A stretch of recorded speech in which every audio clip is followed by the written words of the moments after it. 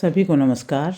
आज हम उस ग्रंथ को प्रारंभ करने जा रहे हैं जिसे पूरी दुनिया की सबसे गहन आध्यात्मिक शिक्षाओं में पहला स्थान दिया जाता है।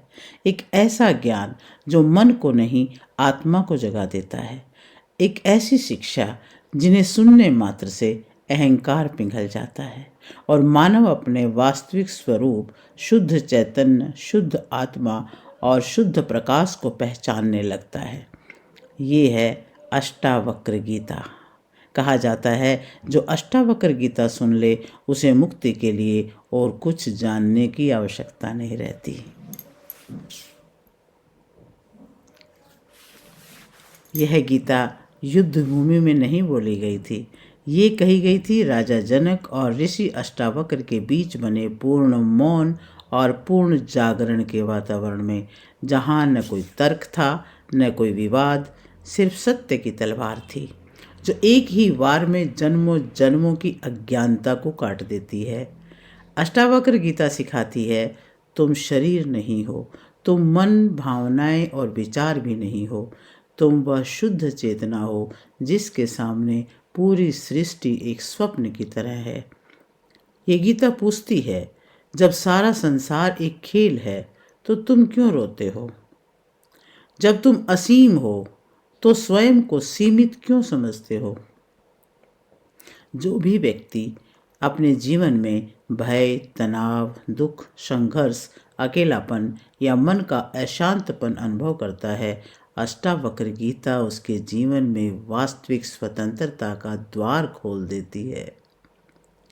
आज जो ज्ञान आप सुनने जा रहे हैं वो केवल सुनने के लिए नहीं है, वो जगाने के लिए है, ये रूपांतरण के लिए है, ये मोक्ष के लिए है।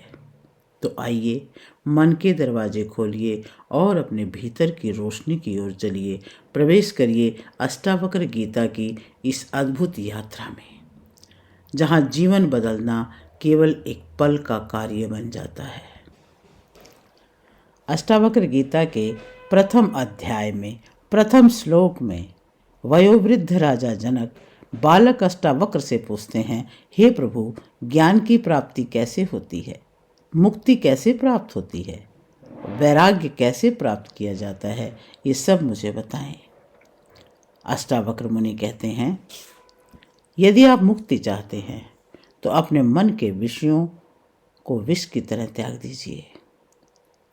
क्षमा, सरलता, दया, संतोष और सत्य का अमृत की तरह सेवन कीजिए। आप न पृथ्वी हैं, न जल हैं, न अग्नि, न वायु, न आकाश। मुक्ति के लिए इन पांचों तत्वों के साक्षी चैतन्य रूप आत्मा को जानिए।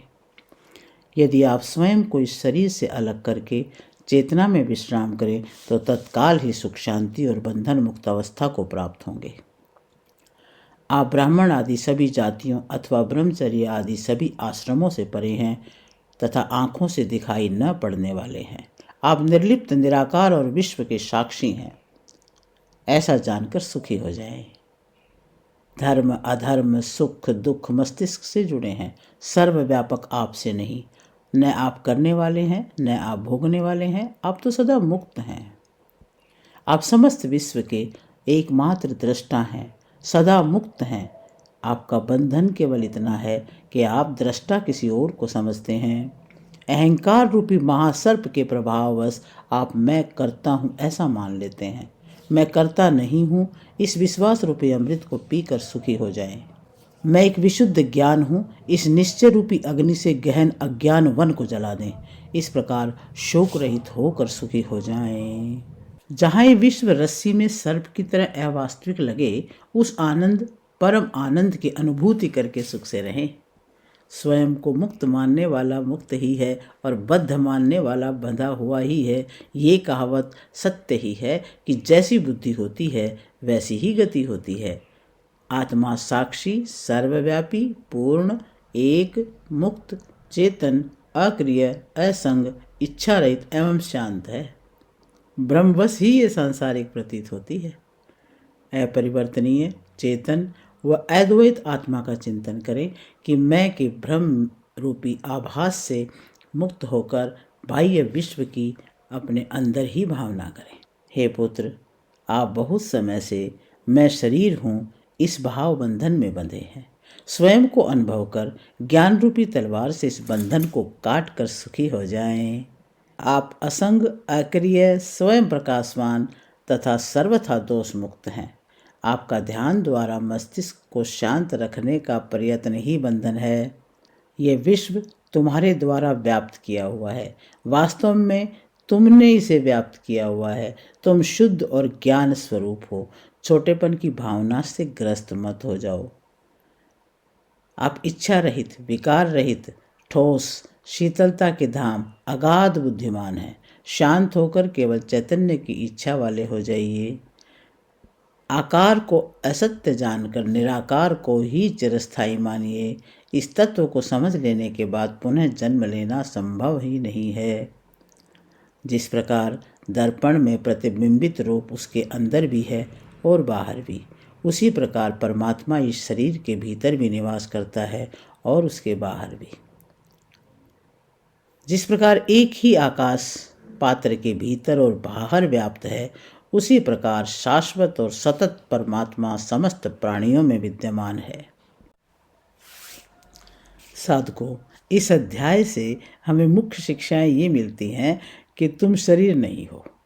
तुम शरीर को देखते हो, इसीलिए शरीर नहीं हो, क्योंकि जो देख रहा है वो तो साक्षी चैतन्य है। जो व्यक्ति अपने आप को शरीर और मन मान लेता है, वही दुख, भय और बंधन में फंस जाता है। अष्टावक्र जी समझा रहे हैं कि मुक्ति कहीं बाहर नहीं है, केवल पहचानने से मिलती है कि मैं शुद्ध चेतना हूँ, अविनाशी हूँ, अनंत हूँ। जहाँ इच्छा है वहाँ बंधन है, जहाँ न चाहना है वहाँ पूर्ण स्वतंत्रता है। न अतीत को पकड़ो, न भविष्य का बोझ लो। जो इसी क्षण में जीता है वही मुक्त है। और इन शब्दों को सुनते ही राजा जनक की चेतना बदल जाती है।